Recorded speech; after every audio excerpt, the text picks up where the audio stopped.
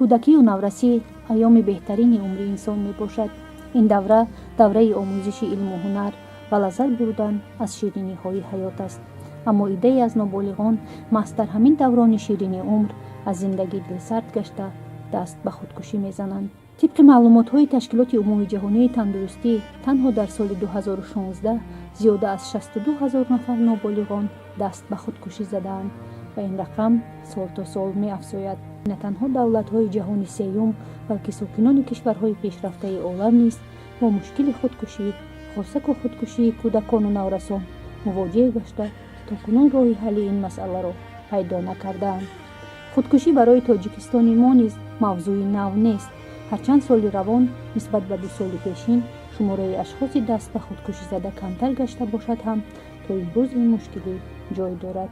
танҳо дар шаҳри Душанбе дар 9 моҳи соли равон 3 нафар ноболиғон даст ба худкушӣ заданд.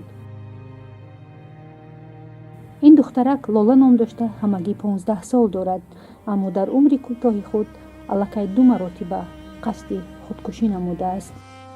номи ман Лола, 15 сола. ман дар ноҳияи Рӯдакӣ зиндагонӣ мекардам. ҳозир дар шаҳр зиндагӣ мекунам. вақте ки падари ман дар садама вафот кард, модари ман 3 моҳ пас ай марги отаи ман шавҳар кард. маро тағою янгам нигаҳбонӣ карданд. ва мара ҳар рӯз мезаданд, мара ҳар рӯз шиканҷа медоданд. вақте ки ман мехостум ки ай магазин ягон чӣ бихӯрам, тағом қатъи янгам мада пул намедоданд. мара мегуфтанд ки ту кӯдаки зиёдтии даи оила, мегуфтанд ки ту бисёри бад мехӯрӣ. мара таъна мекарданд. ҳар рӯз дар мактаб ҳама мара сағира гуфта мазоқ мекарданд. ман 2 бор қасди худкушӣ кардан хостам. 2 бор худма киштанӣ будам. якум бор вақте ки очаи ман шавҳар карда ғарм рафт, шӯи навш гуфт ки кӯдак наёр қатъи. дуюм бор вақте ки тағом қатъи янгам мара азоб медоданд, ман грехта ба шаҳр омадам.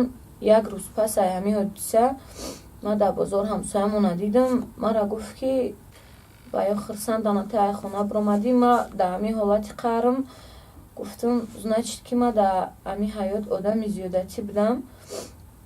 қасди худкушӣ кардан лави Душанбенка, дарёи Душанбенка рафтам. худма киштанӣ будам ки як зан ба номи Апай Бону, ман одам бисёр миннатдор ҳастам, омада мара бурд хонаи худаш. баробари кӯдакош мара нигоҳ мекуна. ман хондестам, мара мисли модар нигоҳ мекуна.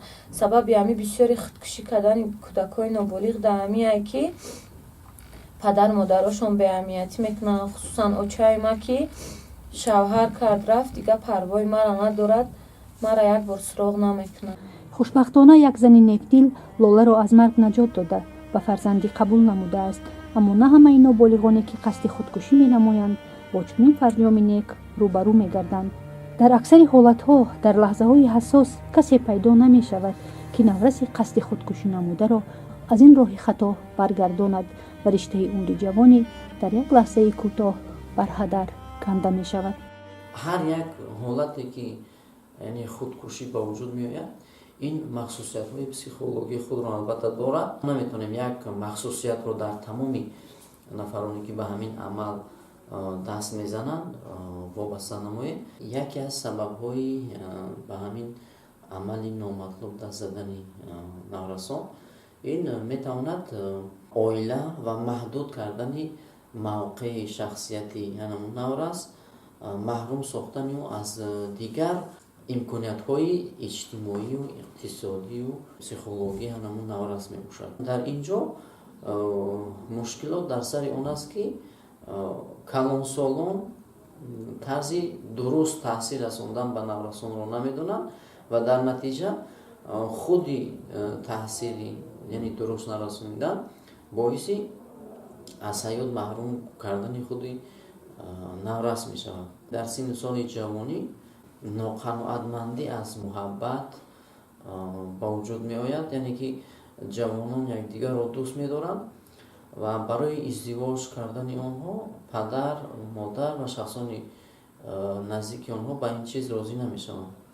ва роҳи баромадан аз ҳамин ҳолатро дар худкушӣ мебинам. Он шахсоне ки аз ҷиҳати психологӣ ноустувор ҳастанд, он шахсоне ки дар зиндагӣ худро дарёфт карда наметавонанд, он шахсоне ки душвориҳои ботинии худро яъне дуруст ҳал карда наметавонанд, бештар ҳамин гуна нафарон ба ҳамин амали худкушӣ даст мезананд. дар ин ҳолат чӣ кор бояд кард? Бояд мо ба воситаи ахбори омма, радио, телевизион, дигар воситаҳо дар бораи худшиносӣ, дар бораи тарзи ҳал намудани мушкилотҳои ботинӣ ба мардум пешниҳод созем.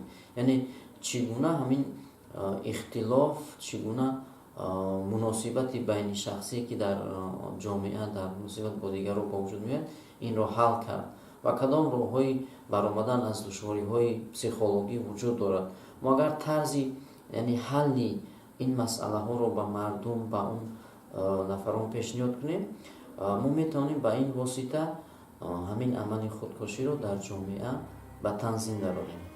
домулло ҷамолиддин хомӯшӣ дар худкушии кӯдакону наврасон пеш аз ҳама волидонро гунаҳкор медонад.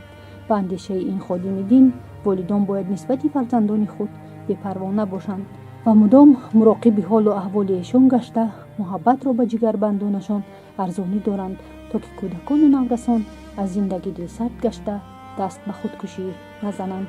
худкушии ноболиғон ва чӣ болиғон дар шароити феълӣ дар вилояти Суғд бештар ба назар мерасад.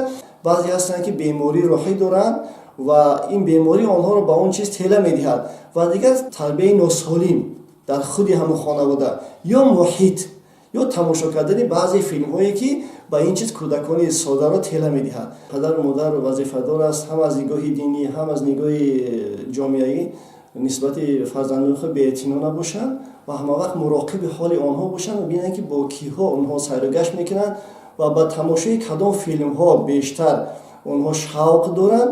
аз синни хурдсолӣ табиат яъне фитрати ҳамон фарзанди худро биомӯзанд ва бибинанд ки майли ҳамон фарзанд ба чӣ аст, чӣ хоҳиш дорад, хоҳишотиро иҷро кунанд ва ба он тавсеҳо бидиҳанд. меҳрубонии худро нисбати фарзандони худ бештар изҳор кунанд ва бибинанд ки чӣ қадар онҳоро дӯст медоранд, чӣ қадар муштоқи он фарзандон ҳастанд, то ин ки фарзандҳо дилхунук аз дунё ва аз хонаводаи худ нашаванд.